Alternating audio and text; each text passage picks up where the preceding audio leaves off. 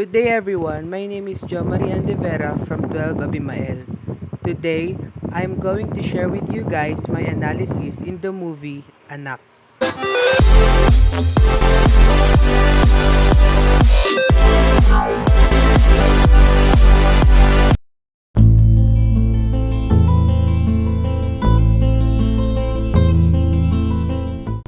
The movie ANAK was directed by Rory Quintos, and it was released on May 10, 2000.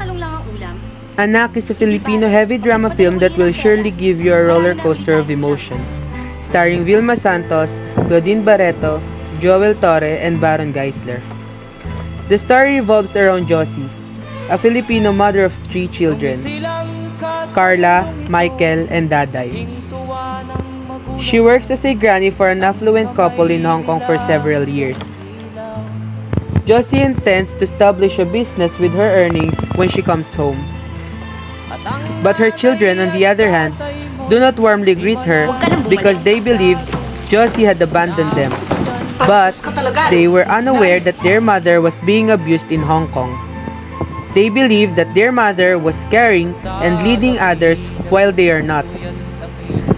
Daday and Michael, the younger children, are wary of Josie. And while they eventually rebuild their relationship with Josie, Carla, the oldest, shows a little bitterness for what she perceives as her family's heartless abandoning. Carla openly challenges Josie's authority. She starts dating boys that she never knew her mother would approve of, flaunts her growing sexuality, begins using drugs, and does multiple abortions. But in the end, Carla eventually realizes what she has done and understands why her mother did not return home after her father died. She forgives her and alters her ways, promising to look after her younger siblings when Josie returns to Hong Kong. Pero nandito na ako. Nandiyan kayo. Kahit nandito na ako sa manlupalop ng mundo, dito dala-dala ko. Ang obligasyon ko sa inyo na bigyan kayo ng magandang buhay dahil magulang niyo ako. Kung hindi mo ako kayang ituring bilang isang ina, respetuhin mo na lang ako bilang isang tao. Yun lang, Carla. Yun man lang.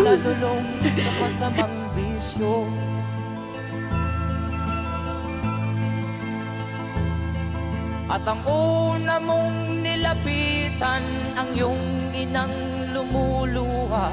At ang tanong, anak, Question number 1. In what ways are the characteristics of the protagonist like your own or those of someone you know? For me, the protagonist in the movie, ANAK, has the same characteristics as my mom. That in difficult times, she will never stop showing her unconditional love and that she's willing to sacrifice herself just to make sure that we are all in a good condition. Question number 2. Depth of feeling is what makes a film worth watching. Of the many feelings expressed in the film, with which are you most familiar? For me, it's sadness, because the movie tells us about a mom who is sacrificing herself just for her family to have a stable life, while her children are angry at her just because they think that their mom doesn't love them the way other moms do. Question number 1. Which aspects of the protagonist's personality lead to the resolution of the conflict in the story? Describe them and their effect on the resolution. For me, the personality of Josie that leads to the resolution of the conflict in the story is her unconditional love for her children, especially for Carla.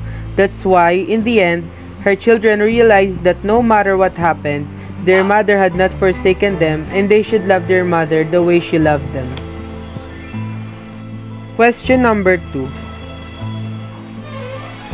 Some of the names used in the story tells us something about the characters. What do they tell us? Josie. This name symbolizes a strong mother, that even if her children renounce her, she will not stop loving them. Question number 1. One way to examine plot is to determine what type of conflict it entails.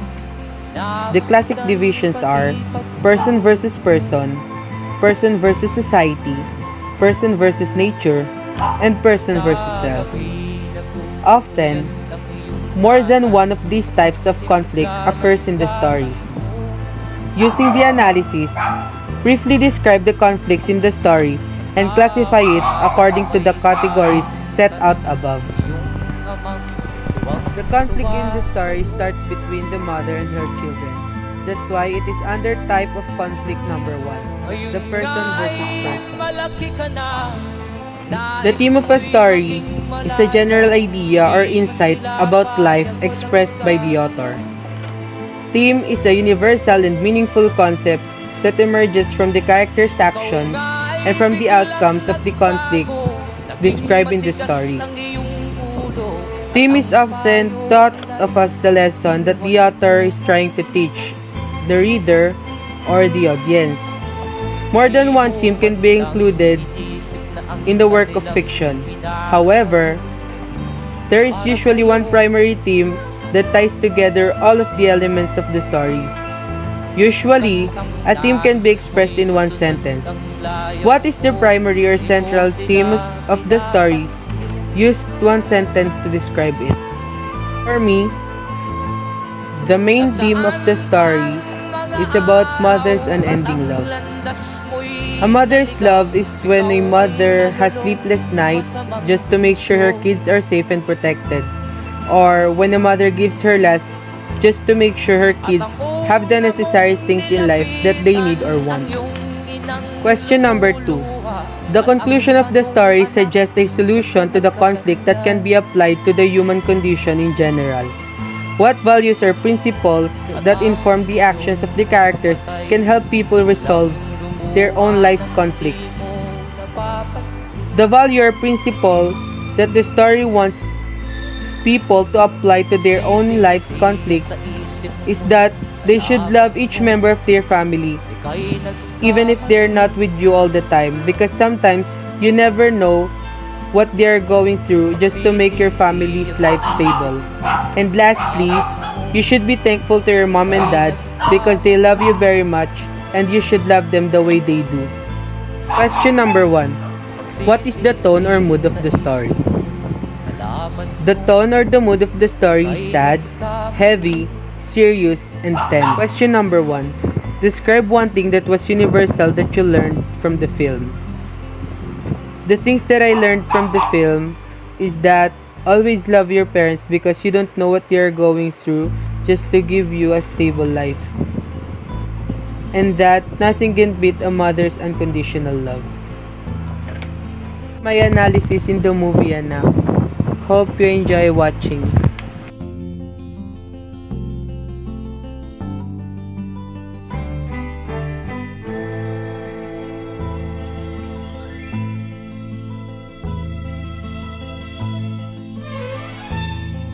Nung isilang ka sa mundong ito, laking tuwa ng magulang mo, at ang kamay nilang